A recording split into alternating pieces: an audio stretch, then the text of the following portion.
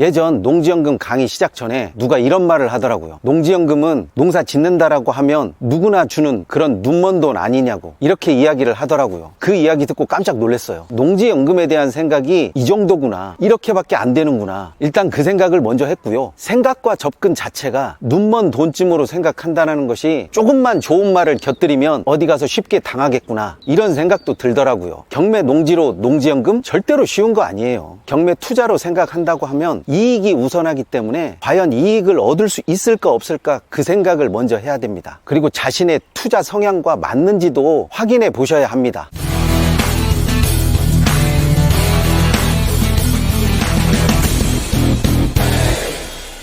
우선 농지연금은 다른 연금 상품과 다르게 자격 조건이 조금 높습니다. 영농 경력이 5년 이상인 농업인만 신청이 가능하고, 여기에 농지를 소유하고 있는 60세 이상의 농업인만 신청이 가능합니다. 단기적인 이익을 거둘 수 있는 그런 투자처가 아니에요. 분명하게 말씀드릴 수 있는 것은 중장기적인 투자로 접근해야 되기 때문에 은퇴를 앞둔 분, 노후 대비를 하시려고 하는 분, 이런 분들에게 적합한 투자 상품으로 볼 수 있는 것이지, 20대 30대 이제 막 직장에 들어가서 적응을 앞둔 분들의 투자처로는 맞지가 않습니다. 또 귀농 귀촌을 생각하시는 분들이 중장기적인 맞춤식으로 생각해 볼 수 있는 농지 경매의 출구 전략 중에 하나라고 생각을 합니다. 부동산 경매하고 농지연금의 이해관계가 맞아떨어져요. 자격 조건을 맞추고 농지만 가지고 있으면 농지연금을 신청할 수 있다라고 하는데, 농지에 들어가는 비용이 저렴해야 된다라는 거죠. 그런 것과 맞아떨어지는 것이 경매이다 보니까 경매 물건의 농지는 일단 농지연금의 후보군으로 들어가는 거예요. 경매레터 12호 물건인데 우리 올패스 회원이 낙찰했습니다. 충청남도 당진시 송산면 부곡리에 있는 물건인데요. 감정가액이 1억 1,400만원 정도였는데 많이 유찰이 돼서 3,300만원 정도에 낙찰이 되었습니다. 제가 농지연금에서 이해관계가 맞아 떨어진다는 게 이런 것이에요. 정상적인 농지라면 가격이 떨어질 리가 없죠. 경매 농지이기 때문에 가격이 많이 유찰돼서 이 유찰된 농지로 농지연금을 신청하면 투입된 돈보다 더 많은 연금이 나올 수 있다는 장점이 있는 거죠. 그게 경매와 농지연금의 이해관계가 맞아 떨어지는 거죠. 경매로 농지가 나오면 이게 멀쩡한 농지가 나올 리가 없거든요. 보기에는 멀쩡한 것 같아도 자세히 들여다보면 뭔가 하자가 하나씩 있어요. 자, 이 물건을 보면 지적도상 맹지이고 농취증이야, 당연한 거니까 제가 더 이상 언급 안 하겠습니다. 계획관리지역이고 면적이 393평, 농지연금의 자격 조건에서 영농경력을 얻을 수 있는 그 면적이 1000제곱미터예요. 영농경력을 쌓기에도 괜찮다, 이 생각을 가지는 거죠. 사진을 보면 평범한 논이에요. 여기에서 영농경력을 쌓고 농업인이 되고 이 농지로 농지연금을 신청한다라는 것이 가능해야 된다라는 이야기입니다. 이 사진상으로 보면 현황도로가 있어요. 농사를 짓기에는 불편함이 없다라는 이야기죠. 지적도상 맹지일 뿐이지 농로는 사진상으로도 드러나 있네요. 논으로 쓰이고 있고요. 농지연금 현황 조건에 맹지는 안 된다라는 말은 없습니다. 농로가 확보되어야 한다라는 거지, 그 농로가 꼭 지적도상 도로를 말하는 것은 아닙니다. 이렇게 농지연금으로 알맞은 농지는 몸값이 좀 부풀려지죠. 자, 이 물건은 2025년도 개별 공시지가가 47,500원이에요. 농지의 공시지가는 6,100만원 정도거든요. 시간이 지나가면 지나갈수록 공시지가는 조금씩 상승하니까 자신이 농지연금을 신청할 그때쯤 되면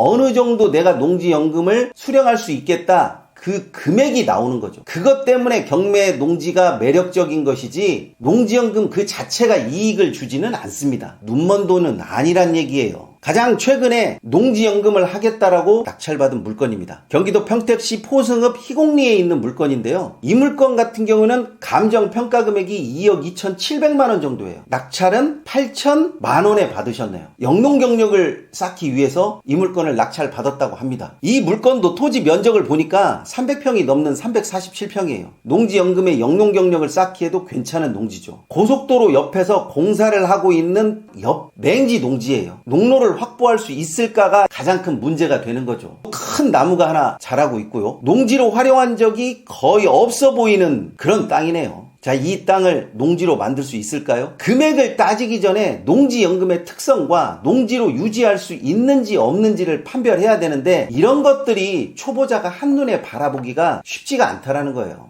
그저 눈먼 돈이라고 볼 수 없는 이유가 여기에 있습니다. 본래 농업인에게 돌아가야 될 혜택을 경매 투자자가 빼앗는다라고 생각하시는 분들도 있는데 그건 아니죠. 본래 농지로 유지할 수 없는 농지를 농지로 바꾼다라는 것 자체가 발상의 전환이 있어야 되는 거고 간단한 일이 아니라는 이야기죠. 현재로서 이 토지는 농지로 어떻게 바꿀 것이냐가 가장 큰 문제점이 될 것 같아요. 저수지를 농지로 바꾼다라든지 임야화된 농지를 밭으로 바꾼다라든지 이런 것들은 농지연금을 위해서도 있지만 토지의 개발 가치를 극대화할 수 있는 그 방안 중에 하나라고 봅니다. 이 땅을 농지로 바꾸는 것이 쉬운 일은 아니겠지만 만약에 농지로 바꿔서 재가치를 인정받을 수 있다면 가치 상승을 이뤄낼 수 있을 거라고 봅니다. 경매 투자자 입장에서는 농지연금이 하나의 출구 전략이 될 수 있지만 이익이 되지 않으면 큰 의미가 없는 겁니다. 농지로 바꾸기 위해서 자신의 손실을 무릅쓰고 무리하게 농지를 매입해서 농지연금을 던진다? 저는 이거는 쉽지 않다고 봅니다. 농지연금이 투자처가 될 수 있지만 투기가 될 수는 없어요. 농지연금 제도가 시행된 지 오래됐지만 많은 사람이 농지연금의 혜택을 누리지는 못합니다. 또 그 혜택이 반드시 이득을 담보해 주는 것도 아니고요. 신청이 가능한 농지라고 해서 모두 다 많은 이익을 가져다 주는 것이 아닙니다. 농지경매에서 농지연금의 출구 전략은 어느 것에 중점을 둬야 되는지 개인마다 상황마다 다 다릅니다. 기본 지식도 좀 중요하고요. 경험 있는 사람의 조언이 필수적이에요. 우선순위를 결정하고 차근차근 단계를 밟아서 경매농지의 하자를 치유하는 수준까지 도달해야 합니다. 그 정도는 돼야 농지경매를 통해서 농지연금으로 이익을 실현시킬 수 있는 것이죠. 자세히 알아보고 자신이 생각한 것과 다르다라고 하면 다른 출구 전략의 해법을 찾는 것이 더 나을 때가 있습니다. 오로지 농지연금만을 목표로 두고 자신이 해결할 수 없는 농지를 구입하여 어려움을 겪는 것보다는 다른 방식의 접근법을 찾는 것이 더 나을 수 있습니다. 농지경매가 오로지 농지연금만으로 해결을 볼 수 있다라고 그렇게 생각하지는 마십시오. 이제까지 농지경매를 통해서 농지연금을 수령한 사람들의 성공 사례도 꽤 많이 보았는데요. 그 사람들의 한결같은 특징은 농지연금과 경매를 연결했을 때 그 장단점을 누구보다도 정확하게 꿰뚫고 있더라고요. 문제를 피하는 것이 아니라 적극적으로 그 문제를 해결해서 자신의 이익을 얻고 가치를 상승시키려고 하는 그 눈썰미와 안목이 다른 사람들과 좀 다르더라고요. 경매로 농지연금을 신청한 회원이 이렇게 말하더라고요. 인생은 길고 은퇴 이후에는 새로운 2막 인생이 펼쳐진다고 하면서